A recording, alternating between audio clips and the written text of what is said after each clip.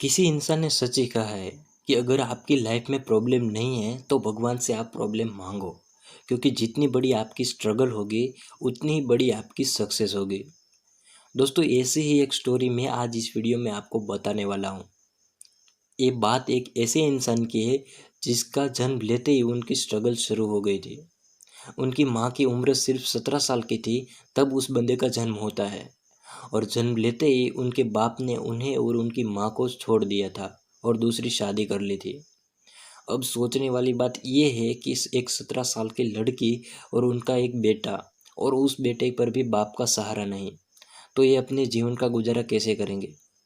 कई शहरों में भटकने के बाद उस लड़के की माँ को एक ऐसे शहर में नौकरी लगती है जहाँ पर लगभग सभी लोग काले होते हैं और ये लड़का और उनकी माँ गोरे होते हैं।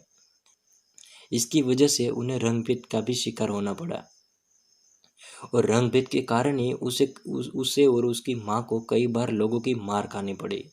हद तो तब हो गई जब एक लड़की ने उस लड़के को इतना मारा कि वो 7 दिन तक कोमा में रहता है। स्कूल में अपने पर ऐसे बर्ताव के कारण ही उसे वो लड़का 9वीं क्लास तक ही पढ़ पाया, और उसके बाद उसने स्कूल को छोड़ दिया और अपनी माँ के साथ काम करने लगा। लेकिन उसे रैप सिंगिंग में बहुत इंटरेस्ट था। इसकी वजह से उसके एक अंकल रोनी ने उसे रैप सिंगिंग की एक सीडी ला कर दी, और वो सीडी सुनने के बाद इस लड़के को रैप सिंगिंग में बहुत इंटरेस्ट आया, और उसके अंकल जो रोनी थे वो उनके मेंटर भी बने, और रैप की वजह से उसकी बिखरी हुई लाइफ में थोड़ा सा सुकून मिलने लगा था। लेकिन ये सुकून लंबा नहीं चला, क्योंकि उनके अंकल जो रोनी थे उसने कई कारणों से खुदकुशी कर ली।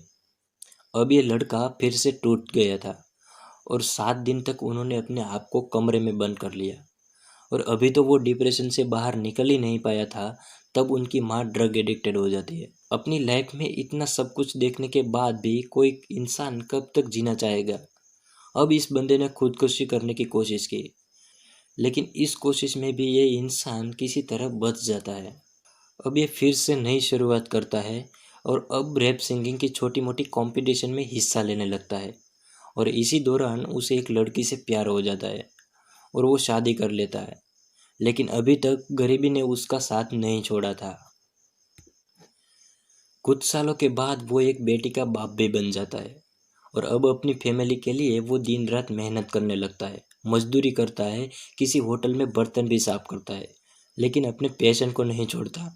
एक बार क्रिसमस के मौके पर ही उनकी बेटी का बर्थडे होता है, और क्रिसमस में के कुछ दिन पहले ही उसे नौकरी से निकाल दिया जाता है, और उनकी बेटी के बर्थडे पर उनके पास सिर्फ $40 ही थे। इतनी बुरी सिचुएशन एक बाप के लिए और क्या हो सकती है। ऐसी उतार चढ़ाव की ज़िंदगी में उनकी वाइफ ने भी उनका साथ छोड़ दिया, उन्होंने डिवोर्स ले लिया। अब कोई भी इंसान के लिए हद हो जाती है। ऐसी सिचुएशन में कोई भी इंसान खुदकुशी कर ले, लेकिन इस बंदे को तो इन सब चीज़ों की आदत सी लग चुकी थी।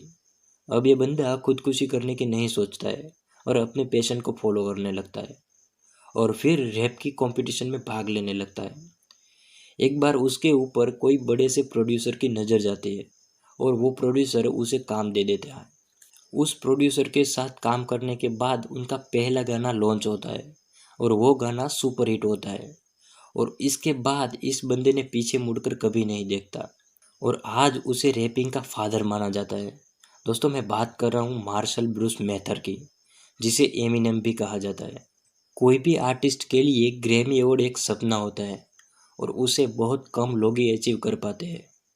इस बंदे के पास 15-15 ग्रैमी अवार्ड है, और आज एमिनेम 21वीं सेंचुरी के सबसे हिट गाने देने वाले एक आर्टिस्ट है, और 2012 में उनके एक गाने में Guinness book of world record में भी दर्ज किया गया, क्योंकि इस गाने में 1 सेकंड में 4 वर्ड की स्पीड से उस गाने को गाया था।